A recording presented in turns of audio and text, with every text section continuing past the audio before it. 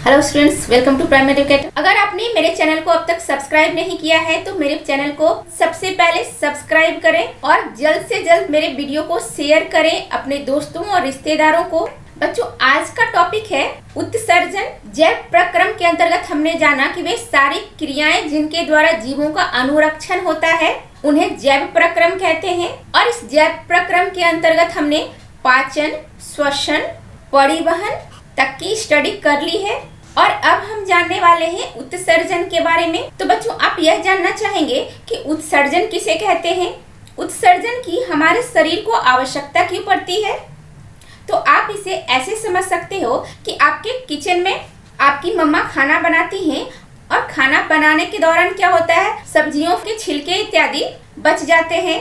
आप स्टडी करते हो, आपके स्टडी रूम में भी पेपर के टुकड़े रहते हैं, पेंसिल छिलते हो, तो इस तरह से क्या होता है कि बहुत सारा कचरा इकट्ठा हो जाता है।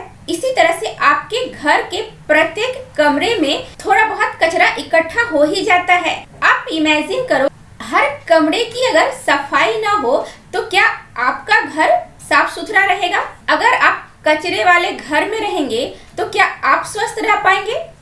बिल्कुल नहीं। ऐसा बिल्कुल नहीं हो सकता कि आप गंदगी में रहें और आप स्वस्थ रहें। आपके स्वस्थ रहने के लिए बहुत जरूरी है कि आपका घर साफ सुथरा हो। तो इसके लिए क्या करते हैं, इसके लिए आप कचरों का निपटारा समुचित ढंग से करते हैं। अगर आपने घर के कचरों का निपटारा समुचित ढंग से नहीं किया तो आपका घर गंदा हो सकता है, गंदगी की वजह से आपको बीमारियां लग सकती हैं। तो घर के कचरों का निपटारा करना जितना जरूरी है हमारे अच्छे स्वास्थ्य के लिए, उतना ही जरूरी है कि हमारे शरीर के कचरों का भी निपटारा हो। अगर हमारे शरीर में गंदगी हर दिन जमा होती जाए और हर दिन उसका निष्कासन ना हो तो आपका शरीर बीमारियों का डेरा बन सकता है, बहुत सारी बीमारियां लग सकती हैं आपको। तो इसके लिए क्या करते हैं, जीवों के शरीर में उपापचयी क्रियाएं होती हैं और उनके फलस्वरूप जो वेस्ट प्रोडक्ट यानी जो गंदगी बच जाती है, उस वेस्ट प्रोडक्ट का यानी उस गंदगी का शरीर से बाहर निष्कासन ही उत्सर्जन कहलाता है। और जो गंदगी जो शरीर के बाहर फेंक दिया जाता है उस गंदगी को क्या कहते हैं, उसको उत्सर्जी पदार्थ कहते हैं। इस क्रिया को उत्सर्जन कहते हैं। और जिस गंदगी को यानी जिस कचरे को शरीर के बाहर फेंका जाता है उसको क्या कहते हैं, उसको उत्सर्जी पदार्थ कहते हैं। तो एक बार मैं फिर से समझा देती हूँ, उत्सर्जन किसे कहते हैं, जीवों के शरीर में उपापचयी क्रियाओं के फलस्वरूप जो अपशिष्ट पदार्थ यानी वेस्ट प्रोडक्ट्स बनते हैं उनका शरीर के बाहर निष्कासन ही उत्सर्जन कहलाता है। अब आते हैं उत्सर्जी पदार्थ। उत्सर्जी पदार्थ किसे कहते हैं, जो वेस्ट प्रोडक्ट यानी जो अपशिष्ट पदार्थ यानी जो गंदगी है जिसे शरीर से बाहर निकाला गया उसे ही उत्सर्जी पदार्थ कहते हैं। हमारे शरीर का मेन अपशिष्ट पदार्थ कौन सा है, CO2 यानी कार्बन डाइऑक्साइड हमारे शरीर का मेन उत्सर्जी पदार्थ होता है। इसके अलावे अमोनिया, यूरिया, यूरिक एसिड भी उत्सर्जी पदार्थ के रूप में जाने जाते हैं। हम लोग जो भी प्रोटीन के रूप में खाते हैं वह सब अल्टीमेटली पाचन के बाद जो उत्सर्जी पदार्थ बनाते हैं वह क्या बनाते हैं, वह बनाते हैं अमोनिया, यूरिया, यूरिक एसिड इत्यादि। तो बच्चों, आपने उत्सर्जन जान लिया यानी शरीर में विभिन्न उपापचयी क्रियाओं के फलस्वरूप जो गंदगी होती है उसे बाहर निकालना उत्सर्जन कहलाता है। और जिस गंदगी को बाहर निकालते हैं उसे उत्सर्जी पदार्थ कहते हैं। बच्चों, हम लोग अब जानेंगे मनुष्य में उत्सर्जन के बारे में। मनुष्य एवं समस्त वर्टिब्रेटा उपसंघ के जंतुओं में वृक्क यानी किडनी सबसे महत्वपूर्ण उत्सर्जी अंग है। अक्सर एग्जाम्स में क्वेश्चन में पूछे जाते हैं कि मनुष्य या वर्टिब्रेटा उपसंघ का सबसे महत्वपूर्ण उत्सर्जी अंग कौन सा है, तो वृक्क यानी किडनी को सबसे महत्वपूर्ण उत्सर्जी अंग माना गया है। वैसे तो त्वचा भी उत्सर्जी अंग है क्योंकि पसीने के रूप में एक्सेस वाटर निकलता है, लेकिन सबसे महत्वपूर्ण उत्सर्जी अंग किसे कहते हैं, तो सबसे महत्वपूर्ण उत्सर्जी अंग किडनी यानी वृक्क को कहते हैं। तो वृक्क से संबंधित कुछ रचनाएं हैं जो उत्सर्जन में भाग लेती है। वह क्या क्या है, मूत्रवाहिनी जिसे यूरेटर कहते हैं, उसके बाद है मूत्राशय जिसे यूरिनरी ब्लैडर कहते हैं जहाँ पर मूत्र स्टोर होता है, और मूत्र मार्ग जिसे यूरिथ्रा कहते हैं, जहां से मूत्र का निष्कासन होता है। तो इसे डायग्राम में अच्छी तरह से देखते हैं। तो बच्चों, आप जो डायग्राम देख रहे हो वह डायग्राम है मानव उत्सर्जन तंत्र का। तो इसमें आप जो देख पा रहे हो उसे मैं बोर्ड पर बना देती हूँ ताकि आप अच्छे से समझ पाए। तो किडनी कितनी होती है? किडनी की संख्या 2 होती है। और जो बाई किडनी है, जैसा कि आप डायग्राम में देख पा रहे हो, वह दाहिनी किडनी से थोड़ी ऊपर है ना। दाहिनी किडनी थोड़ी नीचे है और बाई किडनी जो है वह थोड़ी ऊपर है। इसे डायग्राम में बनाकर देखते हैं। किडनी का शेप कैसा है? वह बीन के शेप का होता है। किडनी का शेप कैसा है? बीन के शेप का, यानी सेम के बीज के शेप का। यह हो गई बाई किडनी। जैसा कि मैंने पहले भी बताया कि हम जो डायग्राम ड्रॉ करते हैं वह ड्रॉ करते हैं राइट हैंड से। तो जो डायग्राम बनती है वह लेफ्ट में बनती है। तो यह डायग्राम का लेफ्ट पोर्शन है। यह क्या है? लेफ्ट किडनी है।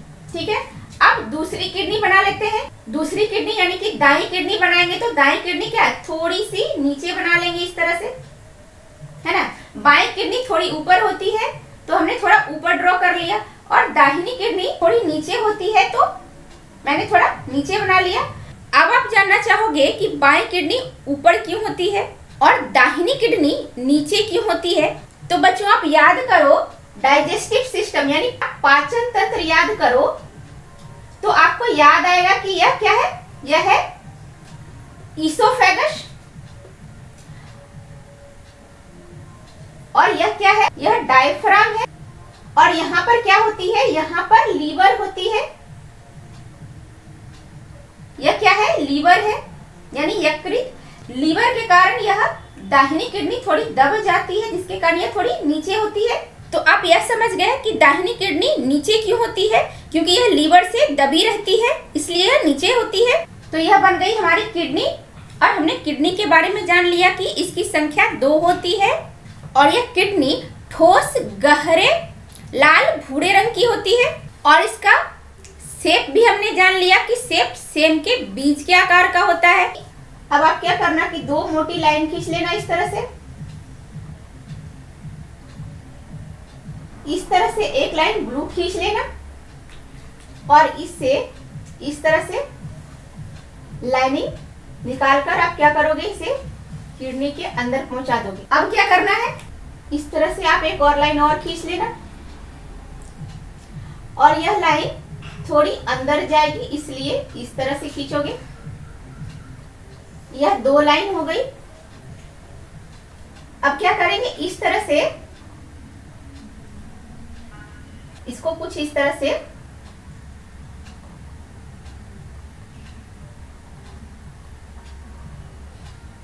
तो इस तरह से बन गई। फिर क्या करेंगे? इस लाइन को भी आगे ड्रॉ करेंगे। यह जो लाइन आई है ब्लू रंग की, इसे भी ड्रॉ कर लेते हैं।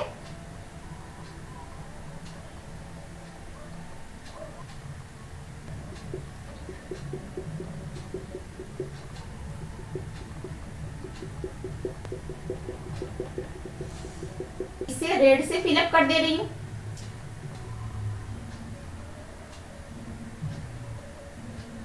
तो बच्चों, यह हो गई किडनी यानी ब्रिक।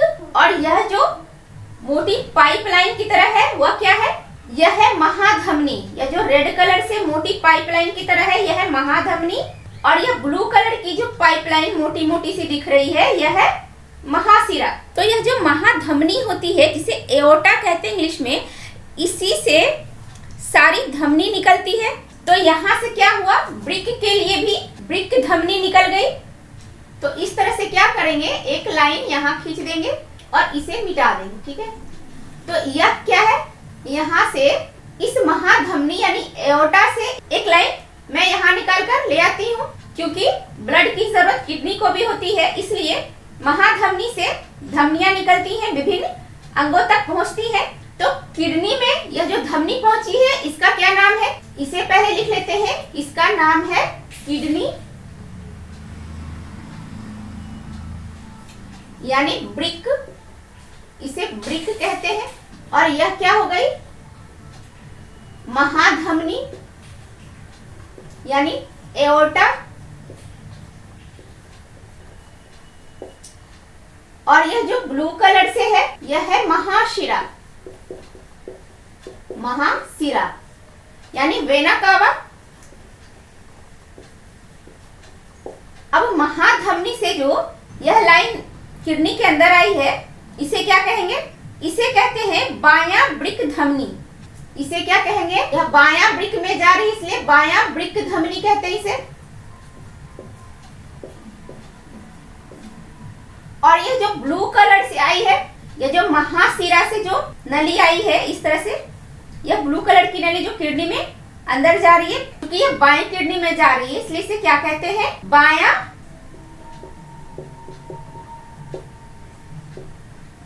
वृक्क शिरा। तो इतनी सी स्ट्रक्चर हमने समझ ली कि यह किडनी है, यह बाईं किडनी है। तो इस तरफ जो भी आ रही है उसका नाम कैसे रखेंगे? जैसे महाधमनी से यह नली आ रही थी, इसे क्या नाम रखेंगे? बायां वृक्क धमनी। महाशिरा से यह ब्लू रंग की नली आ रही है, इसे क्या नाम रखेंगे? बायां वृक्क शिरा। अब आगे की स्ट्रक्चर बना लेते हैं। तो आगे इस तरह से ट्रायंगल शेप का क्या बनाएंगे?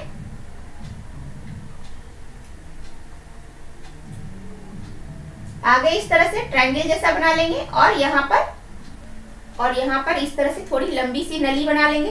तो यह जो स्ट्रक्चर मैंने बनाया इसे क्या कहते हैं? यह है मूत्राशय। इसे कहते हैं मूत्राशय, जहां पर मूत्र स्टोर होता है। और यह जो लंबी छोटी सी नली जैसी आकृति है इसे क्या कहते हैं? इसे कहते हैं मूत्र मार्ग यानी यूरिथ्रा। इसे कहते हैं मूत्र मार्ग यानी यूरिथ्रा कहते हैं, जिसके द्वारा मूत्र डिस्चार्ज किया जाता है। अब आप बताओ कि क्या यह डायग्राम कंप्लीट हो गई है? यह डायग्राम तो इनकम्प्लीट है, क्योंकि किडनी से मूत्र अगर छन कर आता भी है तो कहाँ स्टोर होगा? मूत्राशय में। किस प्रकार से होगा? कोई कनेक्शन ही नहीं है। तो किडनी से लेकर मूत्राशय तक एक कनेक्शन की जरूरत होती है, ताकि मूत्र छन कर जब आए तो मूत्राशय में स्टोर हो सके। तो क्या करते हैं? इसको कनेक्ट कर देते हैं। किडनी को क्या करते हैं?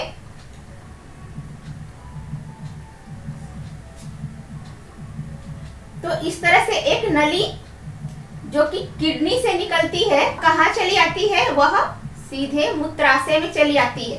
सेम स्ट्रक्चर हम लोग यहाँ भी बना लेते हैं। किडनी से मूत्राशय को ज्वाइंट करने वाली यह नली बना लेते हैं। इस नली को कहते क्या है? जो किडनी को मूत्राशय से जोड़ती है उस नली को मूत्रवाहिनी कहते हैं। इस नली को क्या कहते हैं? मूत्रवाहिनी यानी यूरेटर कहते हैं। यह मूत्रवाहिनी है जो कि किडनी को मूत्राशय से कनेक्ट करती है। यह डायग्राम मानव का उत्सर्जन तंत्र का डायग्राम है, जिसे आपने बनाना भी सीख लिया। एग्जामिनेशन में आप इसी तरह से बनाएं। किडनी के ऊपर कुछ इस तरह की संरचना होती है। यह दोनों किडनी के ऊपर है। यह कैसी लग रही है? यह हल्के पीले रंग की होती है। यह संरचना हल्के पीले रंग की होती है और इसे एड्रीनल ग्लैंड कहते हैं। यह संरचना कैसी दिख रही है? जैसे किडनी ने कोई कैप पहन रखी है, इस तरह की रचना है ये। जैसे मैंने पहन रखी है, मैं यह कैप सिर्फ ठंड के दिनों में पहनती हूँ, पर किडनी क्या है कि सालों भर कैप पहने रहती है। किडनी के इस कैप का नाम क्या है? इसे एड्रीनल ग्लैंड कहते हैं। एड्रीनल इसलिए कहते हैं क्योंकि यह किडनी के ऊपर स्थित है। रीनल मीन्स होता है किडनी। चूंकि यह ग्लैंड किडनी के ऊपर स्थित है इसलिए इसे एड्रीनल ग्लैंड कहते हैं। अब किडनी के बारे में थोड़ा डिटेल से जान लेते हैं। जैसा कि मैंने बताया कि किडनी की संख्या 2 होती है। आप देख पा रहे हैं कि किडनी की संख्या 2 है और इसकी पोजीशन कहाँ होती है? यह उदर गुहा में स्थित होती है, यानी एब्डोमिनल कैविटी में स्थित होती है। जैसा कि अभी अभी मैंने डायग्राम में आपको बताकर दिखाया कि दाहिनी किडनी लीवर के नीचे दब जाती है, इसलिए वह थोड़ी नीचे होती है। तो इसकी लोकेशन हमने देख ली। तो यह कहाँ उपस्थित होती है यह हमने देख लिया कि यह उदर गुहा में स्थित होती है। उदर गुहा में कहाँ? उदर गुहा की पृष्ठीय देह भित्ति से सटे कशेरुक दंड के दोनों ओर स्थित होती है, यानी यह बोन मैरो के दोनों ओर स्थित होती है। उदर गुहा में यह डोर्सल सरफेस पर यानी कि पीछे की साइड होती है। जैसे यहाँ पर ऊपर की ओर हमने क्या देखा था कि लीवर है, यानी डाइजेस्टिव सिस्टम का पार्ट है। तो यह पूरी संरचना कहाँ पर स्थित है? डॉर्सल साइड पर, यानी कि पृष्ठीय देहभित्ति में, पीछे की साइड में स्थित है। आगे की साइड में तो डाइजेस्टिव सिस्टम का पार्ट होता है, और यह जो एक्सक्रीटरी सिस्टम यानी उत्सर्जन तंत्र है, यह पीछे की ओर स्थित होती है। यह बैकबोन के दोनों ओर स्थित होती है। किडनी कहाँ पर स्थित है? बैकबोन के दोनों ओर। जैसा कि डायग्राम में भी आप देख पा रहे हैं कि दाहिना वृक्क नीचे है और बायां वृक्क ऊपर है। अब इसकी लंबाई चौड़ाई देख लेते हैं, यह कितना लंबा होता है। लंबाई 10 सेंटीमीटर होती है। यह 10 सेंटीमीटर लंबा होता है। इसकी चौड़ाई 5 से 6 सेंटीमीटर तक होती है। और इसकी मोटाई, जैसा कि मैंने बताया कि यह सेम के बीज के आकार का होता है, तो आपने देखा होगा कि सेम का बीज भी थोड़ा मोटा होता है। तो किडनी भी उसी शेप का है, तो यह भी थोड़ा मोटा होता है। इसकी मोटाई कितनी होती है? 2.5 से लेकर 4 सेंटीमीटर तक का ये हो सकता है। अब जानेंगे वृक्क की बाहरी सतह और भीतरी सतह कैसी होती है। तो वृक्क की बाहरी सतह उन्नतोदर यानी कि कॉन्वेक्स होती है, और इसकी भीतरी सतह, वृक्क की भीतरी सतह नतोदर यानी कि कॉनकेव होती है। अब जानेंगे कि वृक्क की जो भीतरी सतह यानी नतोदर सतह, उसे क्या कहते हैं? उसे हाइलम कहते हैं या हाइलस भी कहते हैं। उसका नाम क्या है? हाइलम, हाइलम या हाइलस कहते हैं। वृक्क की जो नतोदर सतह है, जहां से धमनी इसके अंदर प्रवेश करती है। धमनी क्या है? कि वृक्क के अंदर प्रवेश कर रही है और सिरा इसके अंदर से निकल रही है। धमनी प्रवेश करती है वृक्क के अंदर, और इसी जगह से सिरा बाहर निकलती है। तो यह क्या है? हाइलम एक प्रवेश द्वार की तरह है, जहां से धमनी अंदर जाती है और सिरा बाहर निकलती है। यह ऐसा ही प्रवेश द्वार है। इस प्रवेश द्वार को हाइलम या हाइलस कहते हैं। अब जानते हैं मूत्रवाहिनी यानी यूरेटर के बारे में। तो प्रत्येक वृक्क के हाइलम, यह क्या है? प्रवेश द्वार, जिसे हम हाइलम के नाम से जानते हैं। तो यहाँ जो हाइलम है, वहां से एक नली निकलती है। इसी नली को मूत्रवाहिनी कहते हैं।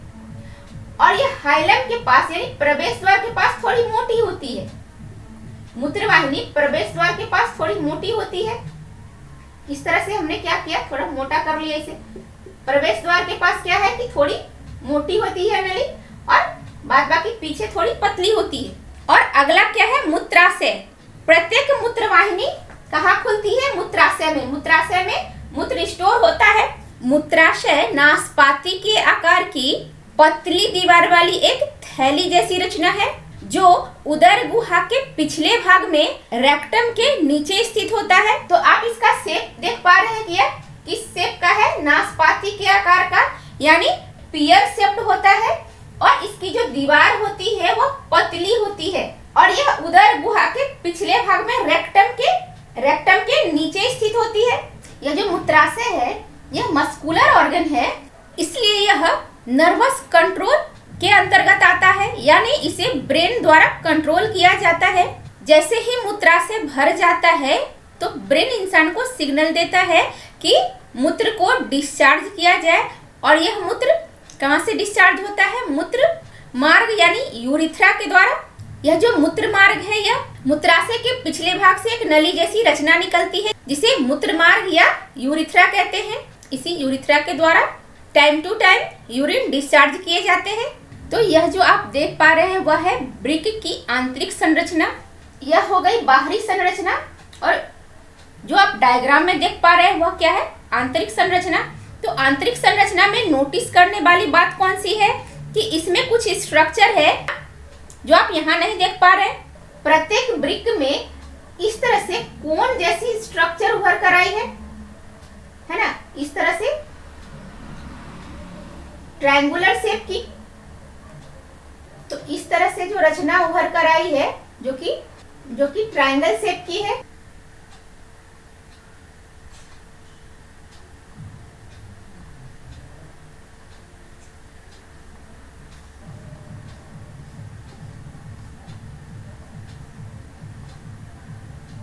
तो यह जो ट्रायंगल शेप की रचना है यानी शंकु के आकार की, तो इस पिरामिड को यानी शंकु के आकार की जो रचना है उसे रीनल पिरामिड कहते हैं या पिरामिड ऑफ किडनी भी कहते हैं। इसे मालपीजियन पिरामिड भी कहते हैं। अब आप कहोगे कि गीजा का पिरामिड तो सुना था, जो कि मिस्र में पाया जाता है। अब यह किडनी में कौन से पिरामिड की बात आप कर रहे हो? तो यह जो पिरामिड है यह किडनी में ही पाए जाते हैं। इसे आप जरूर याद रखें, यह एग्जामिनेशन पॉइंट ऑफ व्यू से भी बहुत इंपॉर्टेंट है। किडनी के इस पिरामिड को रीनल पिरामिड या मालपीजियन पिरामिड भी कहते हैं। यह जो नाम पड़ा है इसका पिरामिड, रीनल पिरामिड, या उसी पिरामिड से इंस्पायर होकर पड़ा है जो आप जान रहे हो कि मिस्र में पाया जाता है, क्योंकि इसका शेप वैसा ही है। यह कोन शेप का है, यानी पिरामिड शेप का है, जिसके कारण इसे रीनल पिरामिड कहते हैं। प्रत्येक ब्रिक बाहर से संयोजी ऊतक यानी कनेक्टिव टिश्यू एवं अरेखित पेशियों यानी अनस्ट्रैप्ड मसल्स से बने एक कैप्सूल से घिरा रहता है। इस तरह से यह ब्रिक है तो यह चारों ओर से एक संयोजी ऊतक तथा अरेखित पेशियों से बने एक कैप्सूल से घिरा रहता है। प्रत्येक ब्रिक में बाहरी जो प्रांतस्थ भाग है उसे कॉर्टेक्स कहते हैं, बाहरी भाग को कॉर्टेक्स कहते हैं और अंदर वाले भाग को मेडुला कहते हैं। याद रखने में आपको सुविधा हो इसके लिए आप इस तरह से याद रखें कि मेडुलरी पार्ट में ही यह रीनल पिरामिड पाया जाता है। M for middle and M for medulla. याद रखने के लिए आप ऐसे भी याद रखें कि मिडिल वाले पार्ट को मेडुला कहते हैं और जो बाहरी वाला भाग है उसे कॉर्टेक्स कहते हैं। और मेडुलरी पार्ट में जो पिरामिड पाए जाते हैं उसकी संख्या 15 से 16 तक होती है, जिसे ब्रिक शंकु या पिरामिड ऑफ द किडनी कहते हैं। जैसा कि मैंने पहले बताया कि इसे रीनल पिरामिड या मालपीजियन पिरामिड भी कह सकते हैं। प्रत्येक ब्रिक में सूक्ष्म लंबी कुंडलित नलिकाएं पाई जाती हैं, जिसे नेफ्रॉन कहते हैं। और नेफ्रॉन को ब्रिक की रचनात्मक एवं क्रियात्मक इकाई भी कहते हैं। इकाई का मतलब यह होता है कि सबसे छोटी चीज जिससे मिलकर वह बड़ी संरचना बनी होती है। जैसे हम मानव शरीर के बारे में जानते हैं कि मानव शरीर की सबसे छोटी इकाई कोशिका है, यानी मानव शरीर की रचनात्मक एवं क्रियात्मक इकाई को कोशिका कहते हैं। इसका क्या मतलब है? इसका मतलब यह है कि मानव का शरीर जिस सबसे छोटी चीजों के मिलने से बना है वह है कोशिका, यानी कोशिकाओं के मिलने से ही मानव का पूरा शरीर बना होता है। जैसे आप इमारत की बात कर लें तो पूरी इमारत कैसे बनी होती है? पूरी इमारत ईंटों के मिलने से बनी होती है। तो सबसे छोटी इकाई किसी इमारत की कौन सी हो गई? ईंट। ईंटों के मिलने से ही पूरी इमारत खड़ी हो रही है। तो आप समझ गए होंगे कि ब्रिक की सबसे छोटी इकाई कौन सी है? नेफ्रॉन है, यानी ब्रिक बहुत सारी नेफ्रॉन के मिलने से बनी होती है।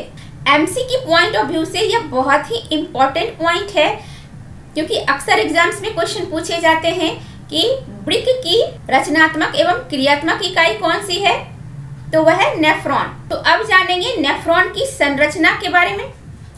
प्रत्येक ब्रिक में लगभग 10 लाख नेफ्रॉन पाए जाते हैं। इतनी छोटी सी किडनी में, जो कि 10 सेंटीमीटर की है, इस 10 सेंटीमीटर की किडनी में लगभग 10 लाख नेफ्रॉन पाए जाते हैं। तो नेफ्रॉन की संरचना के बारे में जानना बहुत ही जरूरी हो जाता है। तो अब जो डायग्राम आप देख पा रहे हैं वह नेफ्रॉन की डायग्राम है। यह थोड़ी कॉम्प्लिकेटेड जरूर लग रही है देखने में आपको, पर मैं इसे बहुत इजी वे में बताऊंगी ताकि आप ड्रॉ भी कर सकें और आप समझ भी पाएं। तो पहले आप यह देख लें कि यह जो किडनी है, इस किडनी में सामने जो आपको नेफ्रॉन की स्ट्रक्चर दिख रही है, वैसे 10 लाख तक नेफ्रॉन इस किडनी में पाए जाते हैं। ठीक है, इतना आपने जान लिया। अब नेफ्रॉन की स्ट्रक्चर ड्रॉ करके उसके बारे में डिटेल से स्टडी करते हैं। तो जो सामने डायग्राम है उसे बहुत इजी वे में बनाते हैं। सबसे पहले क्या बनाएंगे? सबसे पहले आप प्याले नुमा स्ट्रक्चर बना लें। तो सबसे पहले आप इस तरह से प्याले नुमा स्ट्रक्चर बना लें, इस तरह से। उसके बाद थोड़ा स्पेस छोड़कर आप क्या करेंगे? यू लिख लेंगे इस तरह से।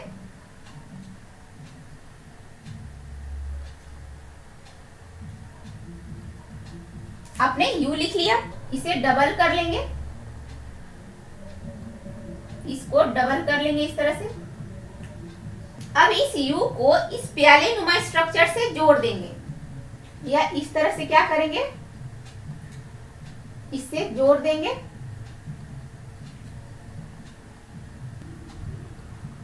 अब क्या करेंगे, इसे जोड़ देंगे।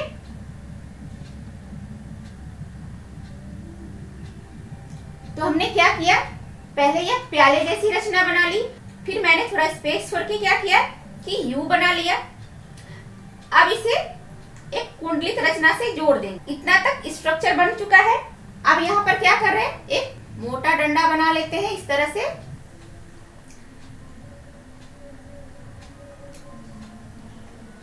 इस तरह से मोटा डंडा बना लिया। इस डंडे को अब क्या करना है, इस यू से जोड़ देना है। इस तरह से क्या करेंगे, इससे जोड़ देंगे। इस तरह से क्या करना है, इसे जोड़ देना है। तो बच्चों, हमने अब तक जाना कि नेफ्रॉन वृक्क की रचनात्मक एवं क्रियात्मक इकाई होती है, जिसकी संख्या लगभग 10 लाख तक होती है, और इसकी संरचना किस प्रकार से ड्रॉ की जाती है यह भी हमने जान लिया। अब इसका लेबलिंग करते हैं। तो शुरुआत में ही हम लोगों ने क्या देखा कि नेफ्रॉन की जो संरचना है वो प्याले नुमा स्ट्रक्चर से स्टार्ट हो रही है, और इस प्याले नुमा संरचना को क्या कहते हैं, और इस प्याले जैसी संरचना को वोमेन संपुट कहते हैं, यानी वोमेन कैप्सूल कहते हैं। इसे वोमेन संपुट कहते हैं। और इस वोमेन संपुट के अंदर रक्त केशिकाओं का जाल होता है, जिसे ग्लोमेरुलस कहते हैं। तो इस तरह से क्या करते हैं, हम लोग रक्त केशिकाओं का जाल बना लेते हैं।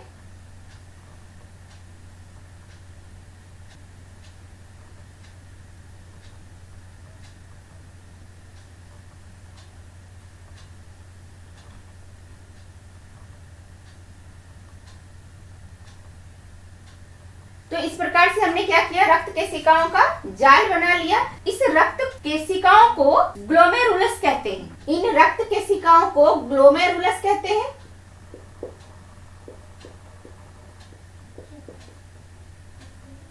तो यह वोमेन संपुट क्या करती है, रक्त केशिकाओं के जाल को घेरती है, और इस रक्त केशिकाओं के जाल को ग्लोमेरुलस कहते हैं। वोमेन संपुट, यह जो वोमेन संपुट है और यह रक्त केशिकाओं का जाल, जिसे ग्लोमेरुलस कहते हैं, इन दोनों को मिलाकर एक संरचना बनती है, जिसे मैलपिगियन कोश कहते हैं। जिसे क्या कहते हैं, मैलपिगियन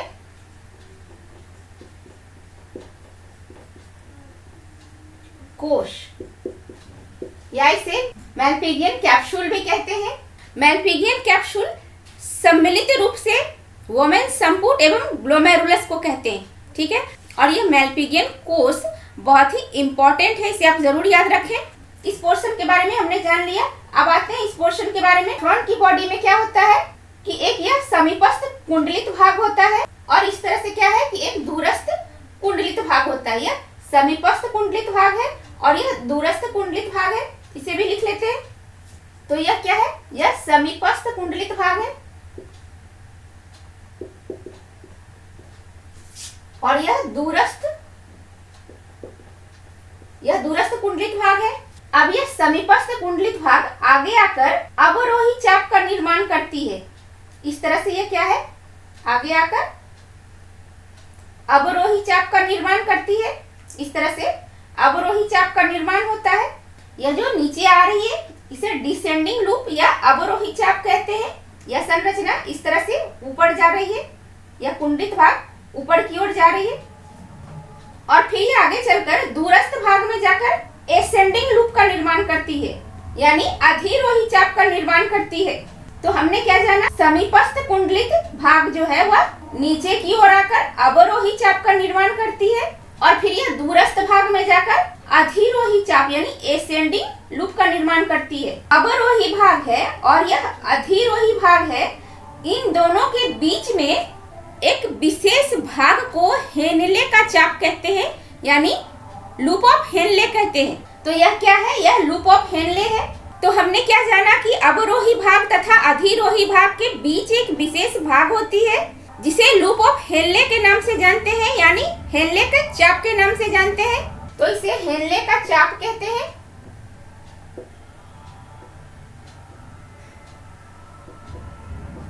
और यह जो अधिरोही चाप यानी एसेंडिंग लूप है, यह आगे चलकर संग्राहक नलिका में मिल जाती है। यह क्या है? संग्राहक नलिका है, इसे संग्राहक नलिका कहते हैं। यह संग्राहक नलिका है। तो यहाँ पर हमने क्या जाना कि यह है संग्राहक नलिका। इस संग्राहक नलिका में बहुत सारी ब्रिक नलिकाएं आकर खुलती हैं और ऐसी बहुत सारी संग्राहक नलिकाएं, यहाँ आप देख पा रहे हैं कि यह जो ओपनिंग है यह संग्राहक नलिका की ओपनिंग है। तो इस तरह की बहुत सारी संग्राहक नलिका मिलकर सामान्य संग्राहक नलिका का निर्माण करती है। यह जो मोटा डंडा मैंने बनाया था, इस मोटे डंडे को क्या कहते हैं? सामान्य संग्राहक नलिका। और यह सामान्य संग्राहक नलिका फाइनली जाकर मूत्रवाहिनी से मिल जाती है और मूत्रवाहिनी जाकर मूत्राशय में खुलती है और मूत्राशय जब भर जाता है तो मूत्र का निष्कासन यूरिथ्रा के द्वारा यानी मूत्र मार्ग के द्वारा मूत्र का निष्कासन कर दिया जाता है। अब यहाँ पर जो ग्लोमेरुलस है, इन रक्त केशिकाओं में रक्त शरीर के विभिन्न भागों से आता है। तो इस तरह से हमने क्या बना लिया?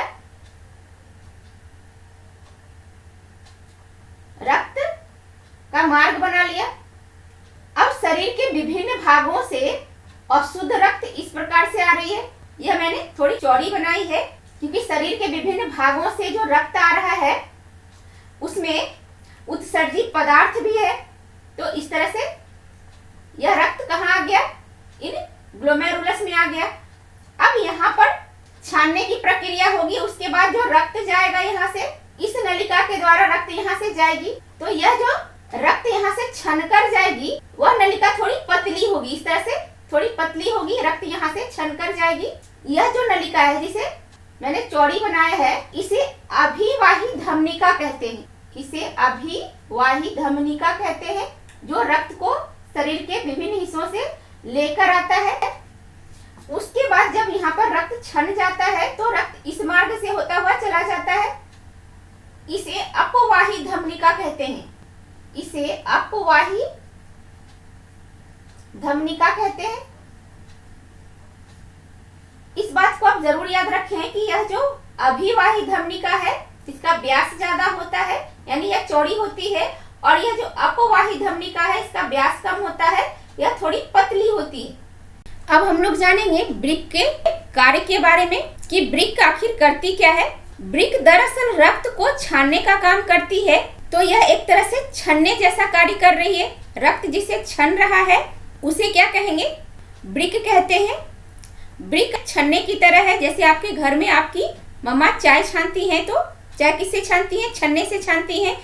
उसमें क्या होता है, चाय जो लिक्विड पार्ट होता है वह आपकी मम्मा कप में छानकर अलग कर लेती हैं, और जो वेस्ट मटेरियल होता है जिसे फेंकना होता है, जैसे चाय की पत्ती, अदरक, इलायची वगैरह जो टेस्ट के लिए डाला जाता है, उसे छानकर फेंक दिया जाता है।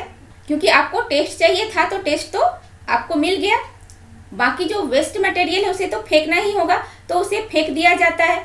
तो उसी तरह से रक्त को जब यह किडनी छानती है तो उसमें से जो उत्सर्जित पदार्थ यानी वेस्ट मटेरियल होते हैं उसे भी शरीर से बाहर निकालकर फेंक दिया जाता है। इसी को ब्रिक के कार्य के अंतर्गत पढ़ेंगे कि यह क्रिया किस प्रकार से हो रही है, यानी रक्त किस प्रकार से छाना जाता है और मूत्र का निर्माण किस प्रकार से होता है। अल्टीमेटली क्या होता है? मूत्र का निर्माण होता है। इसी मूत्र के द्वारा तो उत्सर्जित पदार्थ को शरीर से बाहर निकाला जाता है।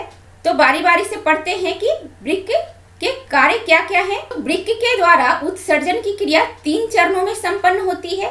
फर्स्ट स्टेप है ग्लोमेरुलर फिल्ट्रेशन, और इसका दूसरा चरण है टिब्यूलर रीअब्जॉर्प्शन यानी टिब्यूलर पुनर्अवशोषण, और इसका तीसरा चरण है यानी थर्ड स्टेप है टिब्यूलर श्रवण यानी टिब्यूलर सेक्रीशन। तो बारी बारी से हर स्टेप के बारे में जानते हैं। अब जानते हैं फर्स्ट स्टेप जिसे अल्ट्रा फिल्ट्रेशन या ग्लोमेरुलर फिल्ट्रेशन कहते हैं। इसमें क्या होता है कि यह जो अभिवाही धमनिका है जिसकी व्यास ज्यादा है, वह रक्त को शरीर के विभिन्न भागों से ढोकर लाती है, और उस रक्त में urea, uric acid, glucose, protein, लवण तथा जल इत्यादि होते हैं। और यह सारे पदार्थ इस अभिवाही धमनिका से होते हुए कहाँ चली जाती है? यह वोमेन संपुट में चली जाती है। वोमेन संपुट की दीवार पतली होती है। वुमेन संपुट की दीवार पतली होने के कारण यह सारे पदार्थ छनकर ब्रिक नलिका में चली जाती है और यह जो पदार्थ छनकर आई है ब्रिक नलिका में उसे हम फिल्ट्रेट कहते हैं। तो यहाँ पर जितने भी पदार्थ छनकर आए हैं जैसे यूरिया, यूरिक एसिड, लवण, जिसमें कुछ लवण काम के होते हैं और कुछ काम के नहीं होते हैं, इन सब को क्या करना है, ब्लड में रखना है या बाहर निकालना है। ऑफ कोर्स यह वेस्ट मटेरियल है तो इसे बाहर निकालना है, लेकिन ग्लूकोज इत्यादि का क्या उसकी जरूरत हमारे शरीर को नहीं है? उसकी जरूरत हमारे शरीर को बिल्कुल है। सारे मटेरियल जो वुमेन संपुट की पतली दीवार से छनकर ब्रिक नलिका में आ गई है। और यहाँ पर अब ध्यान देने वाली बात यह है कि यह छानने की प्रक्रिया हो किस प्रकार से रही है। यह अभिवाही धमनिका जिसका व्यास ज्यादा है, यहाँ से तो ब्लड आराम से यहाँ पहुँच जाते हैं, लेकिन जब यहाँ पर छानने की प्रक्रिया पूरी हो जाती है तो ब्लड जब अपवाही धमनिका से गुजरती है जिसका व्यास कम है तो यहाँ पर ब्लड पर दबाव बढ़ जाता है। आप खुद डिसाइड करो कि जब आपके पास चलने के लिए रास्ता चौड़ा है तो आप आराम से चल सकते हैं, लेकिन जब आपको पतली गली से गुजरना हो तब आपको कठिनाई होगी कि नहीं।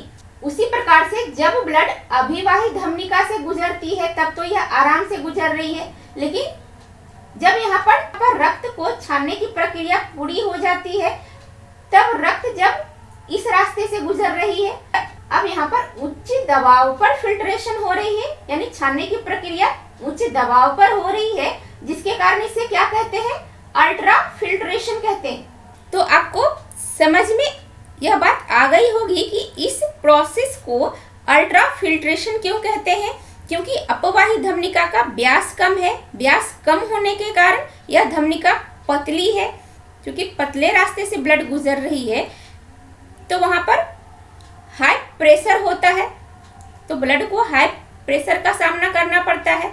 उच्च दबाव के कारण जब छानने की प्रक्रिया हो रही है तो उसे अल्ट्रा फिल्ट्रेशन कहते हैं। कुछ ऐसी चीजें भी छनकर रक्त के साथ आ गई जो उत्सर्जी पदार्थ नहीं है, जो बहुत यूजफुल है, जैसे ग्लूकोज, प्रोटीन, कुछ लवण और जल भी।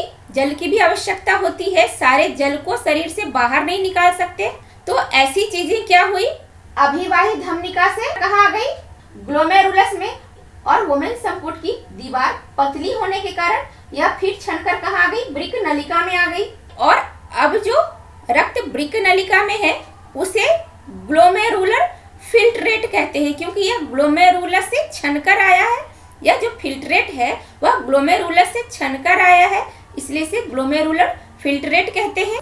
और यह जो रक्त केशिकाएं होती हैं उनमें जो छिद्र होते हैं वो बहुत छोटे होते हैं, उनसे बड़े मॉलिक्यूल्स छनकर नहीं आते, उनसे बड़े बड़े कण छनकर नहीं आते, छोटे छोटे कण छनकर आते हैं। जैसे यहाँ से जो छनकर गई है वह छोटे पार्टिकल्स हैं, बड़े बड़े पार्टिकल्स जैसे रक्त कोशिकाएं, इनमें आरबीसी, डब्ल्यूबीसी के कण बड़े होते हैं, तो और प्लाज्मा प्रोटीन वह सब यहाँ से छनकर बाहर नहीं गए, क्योंकि ये बड़े बड़े पार्टिकल्स हैं और इनसे जो छनकर गए हैं वो बहुत छोटे छोटे पार्टिकल्स हैं। इसलिए यहाँ जो बड़े मॉलिक्यूल्स रह गए हैं, यानी रक्त कोशिकाएं और प्लाज्मा प्रोटीन, और यहाँ से जो छनकर गए हैं वो छोटे छोटे पार्टिकल्स हैं, जिनमें ग्लूकोज, एमिनो एसिड, प्रोटीन से ही रह गए, क्योंकि इनके कण बड़े होते हैं, लेकिन यहाँ से एमिनो एसिड पास हो गए क्योंकि वो छोटे छोटे होते हैं। जल, लवण, यूरिया, यूरिक एसिड, ये सब छोटे छोटे कण थे, इसलिए यहाँ से पास हो गए हैं। तो अब दूसरा स्टेप देखेंगे। दूसरा स्टेप क्या है, ट्यूब्यूलर पुनर्अवशोषण यानी ट्यूब्यूलर रीअब्जॉर्प्शन। इसमें क्या होता है कि वुमेन संपुट के द्वारा जिन पदार्थों की हमारे शरीर को जरूरत, उन पदार्थों को भी छानकर ब्रिक नलिकाओं में भेज दिया गया। तो ऐसी आवश्यक चीजों को हम बेकार में बर्बाद नहीं कर सकते, उनका उत्सर्जन नहीं कर सकते, क्योंकि यह हमारे शरीर के लिए बहुत इम्पोर्टेंट है। तो उन्हें हमें दोबारा से हासिल करना होगा। इसके लिए क्या है कि जब ब्रिक नलिकाओं से होकर ग्लोमेरुलर फिल्ट्रेट गुजरता है तब आप देख पा रहे हैं कि इन नलिकाओं के चारों तरफ रक्त केशिकाओं का जाल होता है। अब यह रक्त केशिकाएं किस लिए होती हैं? रक्त केशिकाओं की विशेषता होती है कि उनमें छोटे छोटे छिद्र प्रेजेंट होते हैं, तो उन छिद्र से कुछ आवश्यक चीजें बाहर आ सकती हैं, तो कुछ आवश्यक चीजें पुनः अंदर भी जा सकती है। अब जैसे यहाँ पर जो प्रेजेंट थी रक्त केशिकाएं, उनसे कुछ आवश्यक चीजें वृक्क नलिकाओं में आ गए हैं। तो अब यहाँ पर जो रक्त केशिकाएं हैं वह क्या करेंगी, अब जो आवश्यक चीजें हैं उनको नलिकाओं के द्वारा पुनः अवशोषित कर लिया जाएगा। जैसे ग्लूकोज पूरी तरह से अवशोषित कर ली जाती है, एमिनो एसिड्स और जल भी पूरी तरह से उत्सर्जित नहीं कर सकते। हमारे बॉडी को जल की बहुत आवश्यकता होती है, इसलिए जल को भी पुनः अवशोषित कर लिया जाता है। कुछ लवण भी हमारे लिए बहुत इंपॉर्टेंट होते हैं, तो कुछ लवण को उत्सर्जन के दौरान बाहर निकाल दिया जाता है जो हानिकारक है, और जो लवण हमारे बॉडी के लिए जरूरी है उन्हें नलिकाओं के द्वारा पुनः अवशोषित कर लिया जाता है। तो यहाँ पर देखने वाली बात यह है कि वह पदार्थ जो हमारे शरीर के लिए आवश्यक है, उन पदार्थों का पुनः अवशोषण हो रहा है। और यह किसके द्वारा हो रहा है, टिब्यूल्स के द्वारा हो रहा है। तो इसे टिब्यूलर पुनर्अवशोषण कहते हैं, यानी टिब्यूलर रीएब्जॉर्प्शन, फिर से एब्जॉर्ब होना यानी रीएब्जॉर्प्शन, यही हो रहा है ना। यहाँ पर टिब्यूल्स में जो आवश्यक चीजें हैं उनका पुनः अवशोषण हो रहा है, जैसे ग्लूकोज, एमिनो एसिड, जल, कुछ लवण इत्यादि। इनकी हमारे शरीर को बहुत जरूरत होती है, तो टिब्यूल्स में यह पुनः अवशोषित हो जाती है। तो आवश्यक चीजों का टिब्यूल्स के द्वारा पुनः अवशोषण ही टिब्यूलर पुनर्अवशोषण या टिब्यूलर रीअब्जॉर्प्शन कहलाता है। अब थर्ड स्टेप देखते हैं। थर्ड है टिब्यूलर स्रवन यानी टिब्यूलर सेक्रीशन। इसमें क्या होता है, जैसा कि नाम से ही पता चल रहा है, टिब्यूलर सेक्रीशन मीन्स टिब्यूल्स के द्वारा सेक्रीशन होता है। तो टिब्यूल्स के द्वारा कभी कभी कुछ उत्सर्जी पदार्थों का सेक्रीशन हो जाता है और यह फिल्ट्रेट में मिक्सअप हो जाता है। तो अब ध्यान से सुने मेरी बात, मैंने क्या कहा, टिब्यूलर सेक्रीशन मीन्स होता है टिब्यूल्स के द्वारा सेक्रीशन। कभी कभी यह जो फिल्ट्रेट छनकर आ रहा है उसमें टिब्यूल्स भी कुछ उत्सर्जी पदार्थ मिला देता है ताकि वह भी शरीर से बाहर निकल जाए, इसे ही टिब्यूलर सेक्रीशन कहते हैं। और अब यह जो फिल्ट्रेट है, इस फिल्ट्रेट को ब्लैडर यूरिन कहते हैं, यानी ब्लैडर मूत्र कहते हैं। अब इसे फिल्ट्रेट नहीं कहेंगे। जब फिल्ट्रेट में टिब्यूल्स के द्वारा कुछ सेक्रीशन मिला दिया जाता है, यानी उत्सर्जित पदार्थ मिला दिया जाता है, तो उसे अब क्या कहेंगे, ब्लैडर मूत्र यानी ब्लैडर यूरिन कहेंगे। और यह जो अब ब्लैडर मूत्र है, यह मूत्र नलिका से होकर गुजरता है। ब्लैडर यूरिन अब मूत्र मार्ग से गुजरते हुए कहाँ पहुंचेगी, मूत्राशय में यह स्टोर होती है। मूत्राशय, जैसा कि मैंने बताया कि यह मस्कुलर स्ट्रक्चर है, तो यह नर्वस सिस्टम के द्वारा नियंत्रित होती है। हमेशा मूत्राशय से मूत्र डिस्चार्ज नहीं होता, यह समय समय पर मूत्र मार्ग के द्वारा यानी यूरिथ्रा के द्वारा डिस्चार्ज कर दिया जाता है। कब डिस्चार्ज करने की इच्छा होती है, जब ब्रेन सिग्नल देता है तभी मूत्र को डिस्चार्ज करने की इच्छा होती है और तभी मूत्र को डिस्चार्ज किया जाता है। अब इससे आगे की बात भी थोड़ा जान ले कि टिब्यूलर रीएब्जॉर्प्शन में जो ग्लूकोज, एमिनो एसिड, जल इत्यादि पुनर्अवशोषित हुए हैं वह पुनः रक्त में किस प्रकार से मिल रहे हैं, जैसे इन रक्त केशिकाओं में वह सारी चीजें पुनः अवशोषित हो गई। अब यह रक्त केशिकाएं आगे चलकर सीरिकाओं का निर्माण करती हैं और यह सीरिकाएं आगे चलकर सिराओं का निर्माण करती है। तो इस तरह से फाइनली क्या होता है कि रक्त केशिकाओं के द्वारा जो सीरिकाएं बनी हैं और सीरिकाओं ने मिलकर जो सिराएं बनाई हैं वह रक्त सिराएं, जैसे यह जो मैं ब्लू कलर से दिखा रही हूँ, यह क्या है, रक्त सिराएं है। तो रक्त सिराएं फिर क्या करती है, जो पदार्थ यहाँ पर पुनर्अवशोषित हुए हैं उन्हें लेकर चली जाती है इस तरह से। इसे क्या कहते हैं, इसे वृक्क सिरा कहते हैं। इसे क्या कहते हैं, वृक्क सिरा। वृक्क सिरा जितनी भी पुनर्अवशोषित पदार्थ हैं उन सबको ले जाकर फिर से ब्लड में मिक्सअप कर देती है, क्योंकि इन चीजों की हमारे शरीर को आवश्यकता है। तो ब्लड के द्वारा ही शरीर के विभिन्न हिस्सों में यह पहुंचती है। तो वृक्क सिरा क्या करती है, इन सारी आवश्यक चीजों को ले जाकर रक्त में मिला देती है। यह तो हुई उन पदार्थ की बात जो ग्लोमेरुलर फिल्ट्रेशन में छनकर आए थे, ग्लोमेरुलर फिल्ट्रेट के साथ। लेकिन कुछ पदार्थ जो बड़े मॉलिक्यूल्स के थे वह तो नहीं छन पाए थे, वह इन रक्त केशिकाओं में ही रह गए थे। अब वह पदार्थ इन अपवाही धमनिकाओं के द्वारा शरीर के विभिन्न हिस्सों में पहुंच जाएंगे क्योंकि शरीर के विभिन्न हिस्सों को उनकी भी आवश्यकता है। यह जो बड़े मॉलिक्यूल्स जो छन नहीं पाए थे वह थे आरबीसी, डब्ल्यूबीसी, प्रोटीन इत्यादि। तो इनकी जरूरत भी हमारे शरीर को है। तो यह इस ग्लोमेरुलर फिल्ट्रेशन में छन कर नीचे नहीं आ पाए थे, यह यहीं रह गए थे। तो यहाँ से यह अपवाही धमनिकाओं से होते हुए शरीर के विभिन्न हिस्सों में चले जाएंगे। अब जानते हैं मूत्र की बनावट के बारे में। आखिर किडनी ने रक्त को छानकर उत्सर्जित पदार्थ को बाहर निकाला है और वह यूरिन के रूप में यानी मूत्र के रूप में बाहर निकला है। तो मूत्र की बनावट के बारे में जानना बहुत जरूरी होता है। तो बच्चों जान लेते हैं मूत्र की बनावट के बारे में। मूत्र में साधारणतः जल, यूरिया तथा सोडियम क्लोराइड विद्यमान होते हैं। आप एक बार ध्यान से सुन लें, जल, यूरिया ही में एक्सक्रीटरी प्रोडक्ट है और सोडियम क्लोराइड कुछ लवण जो मैंने कहा था अनावश्यक होते हैं, हमारे शरीर को उनकी आवश्यकता नहीं होती है। तो उनमें क्या है, सोडियम क्लोराइड भी है। तो इसे क्या करेंगे, बाहर निकाल देंगे। बच्चों कोई व्यक्ति 24 घंटे में अगर 80 से 100 ग्राम प्रोटीन खाता है तो उसके मूत्र की प्रतिशत मात्रा क्या होगी वह जान ले, वह जानना जरूरी है। उस व्यक्ति के मूत्र में 96% जल होंगे और 4% सॉलिड। इस सॉलिड में क्या क्या होगा, मूत्र कैसा है, लिक्विड ही है ना। तो लिक्विड में ज्यादातर भाग जल का होता है। तो कितना भाग, 96% भाग। इसे आप बिल्कुल ध्यान से सुने और याद भी रखना है। तो 96% जल और 4% ठोस भाग होता है। इस ठोस भाग में 2% तो यूरिया होता है और 2% में अन्य आता है।